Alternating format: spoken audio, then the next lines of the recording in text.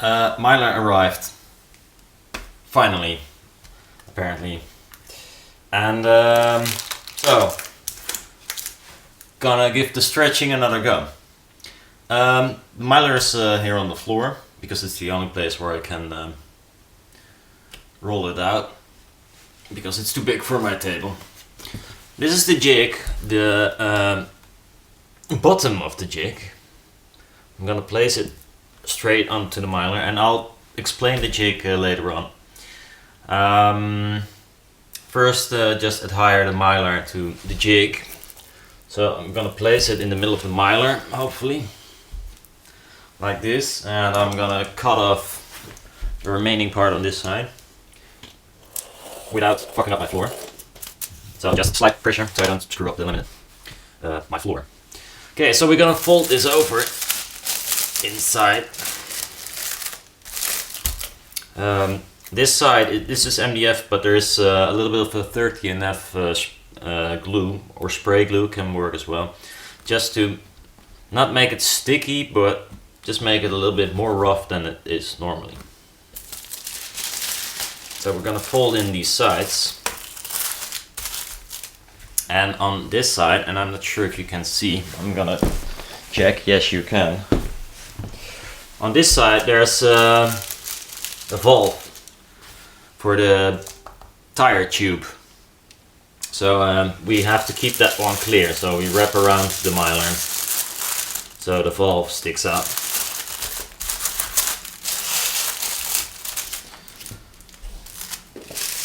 And we do this side as well. Okay, so now I got these market clamps, or sailing clamps, or whatever clamps. And we're just gonna distribute them all around the frame on the inside. So there's a ridge here. I'll start off in the corner. There's not a particular reason why I do that, but well, I think because it's the most annoying spot. Put these clamps in. And it's easier to space them out this way, I think. I've tried many methods to put the Mylar on this side with double-sided tape and all, but what happens, double-sided tape tends to creep. And maybe for this instance it doesn't really matter, but for the quad panels, the glue that I use for the Mylar to adhere to the quad panels is really slow setting. It's like 20 hours or something. So if the tape creeps, it will fuck up my resonance in the end. So it's the good resonance when I put it on, and then 20 hours later it dropped. So that's of no use. Get as many clamps on as you can, because everywhere where it clamps the Mylar, this is a point where it could easily break. So the more clamps, the less chance it will break, because you distribute the forces a little bit better. So I bought a few of these. I think it's the best investment ever. You can use them for everything. Quite versatile product, these clamps.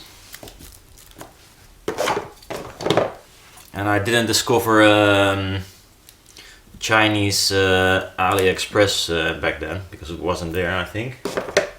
Should save me a lot of money, because this is like 40 or 50 euros of clamps, because they're so expensive in the Netherlands, apparently. Although it is a mass-produced crappy product. I mean, look at this one. It's completely, you know, the cheap shit. Okay, so all done. This one can be here. Next step is put it on the loudspeaker, so we can measure the thing and I'll explain how the jig works. Let's do it, and hopefully this time the whole thing stays together and doesn't fuck me over. So this is the jig, and or the jig. I mean, this is just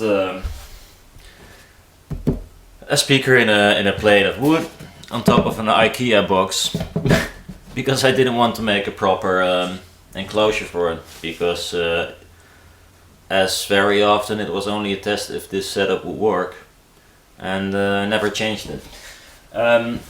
This was an old project from the Rubenoid thing, so ignore the magnet structure here because it's not part of this thing. I only needed some spacing from the speaker to put the jig, the Mylar and the jig, a little bit higher up, because otherwise it would kind of it didn't show the resonance quite clearly, so this worked better. So that's that part. Quite simple, I guess. Then we got the frame, we put the Mylar on and laid on top of the sort of spacers, or it's a word I like to use apparently. I have the idea that I say spacers a lot. I might. We put it on here, and well, this is the jig, and around this there is a bicycle tire, in this case with a French valve for a racing bike and such. You can use any, but I like this one because you can just push the valve to let the air out. And I don't know, I used this one. It's not a very common bicycle tire, to be honest, but on the corners I put some tape, and the reason for that is that I don't want the tire to expand as much in the corners than I want it to expand on the sides and on the top and bottom. Reason is it's more prone to break at this point, so I don't want it to expand as much there. Sort of the real corners, the sharp corners, the tire doesn't expand very much because it's sort of pinched, so it comes sort of natural that it doesn't blow up as much on the corners than on the sides, but still for protection I put some tape on these corners. I'm gonna put some tape on the corners of the Mylar itself as well, but first I'll put some air in it to get it a little bit stretched, like just get rid of the wrinkles. So I have a cheapy hand pump thing, and I'll try to get the focus a little bit on this corner or on this thing. And yeah, it's just a ball pump, I think, with some yeah, extension stuff, and a nipple to use on this valve. Just gonna screw it on here, at least I hope. Yes. We're gonna put some air in it a little bit. You can see the wrinkles disappear, except for on the corners, as you can see, because it doesn't stretch as much here, which is okay because we only need tension here. But you can see already, and I'll take you out of the stand, that it is already really nicely evenly stretched.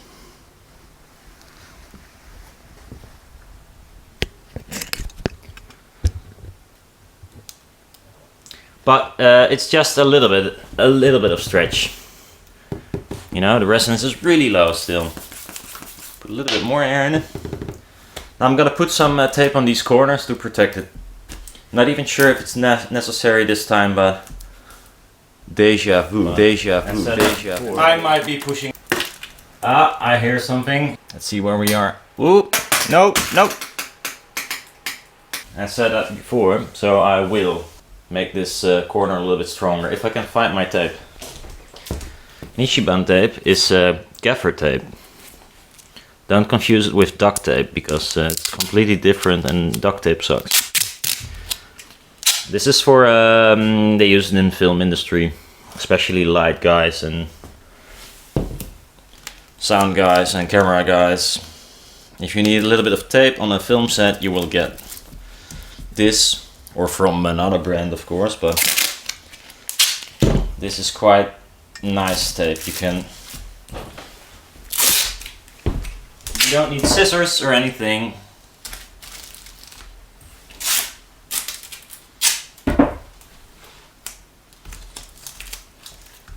Okay, so protect the corners a little bit. I'll put the mic on top of it, because that's key to this whole thing. As close as possible without it touching it, like this.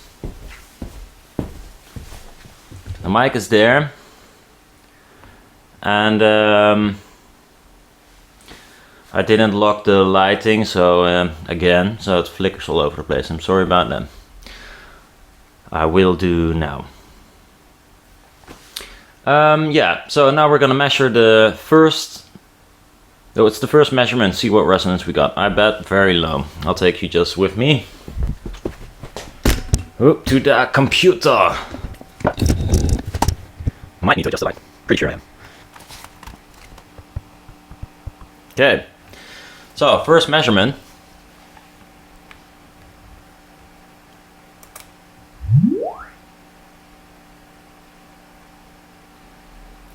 Well, we got this. This is the resonance. And that's around 50 something. But that's way too low. So we're gonna pump in some more air and see what happens. Okay, so a few more pumps.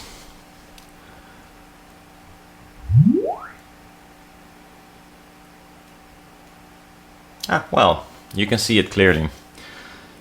This was the old resonance, this is the new resonance. And it's around 70 something. Not high enough still. I want it to be almost double that. So that might be tricky, but... Just a few more pumps. Don't want to push my luck today.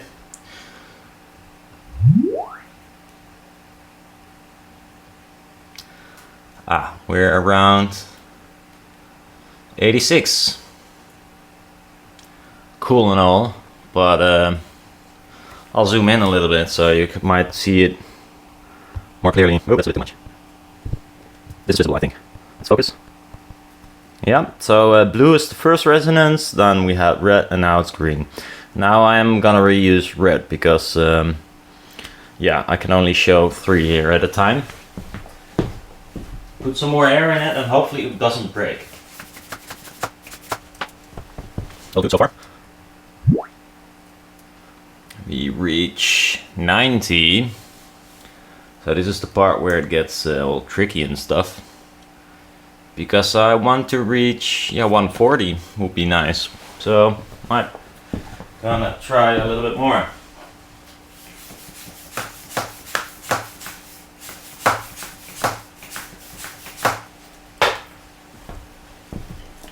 The sound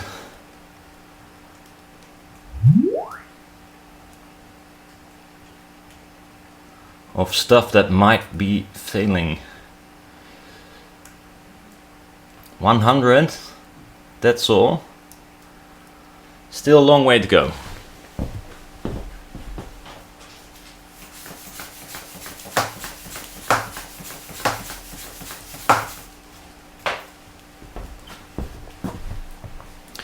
Here you can see it actually is quite blown up now.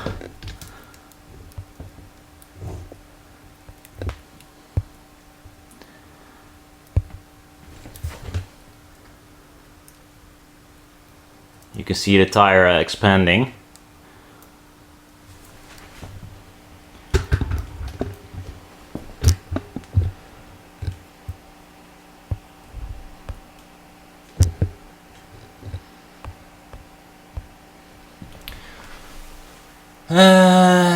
There we go.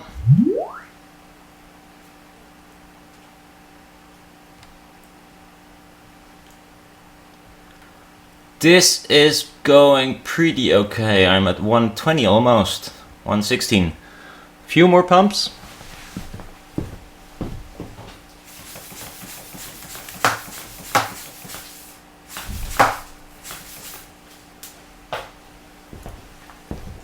That sound of plop plop indicates that one of the clamps is... It's making all kinds of noises now, which is not good.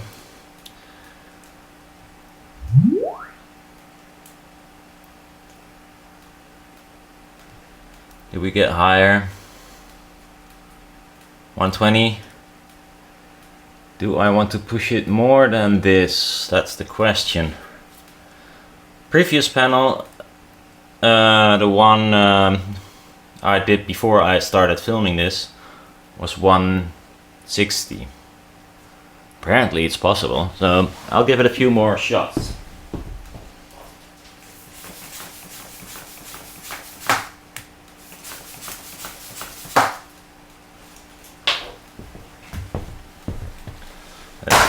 Fuck! Well, there you go. That's the first one blown. Apparently 120 is reachable, 160 I have no clue how I did that one. But this one bursted. Yep, pretty much so.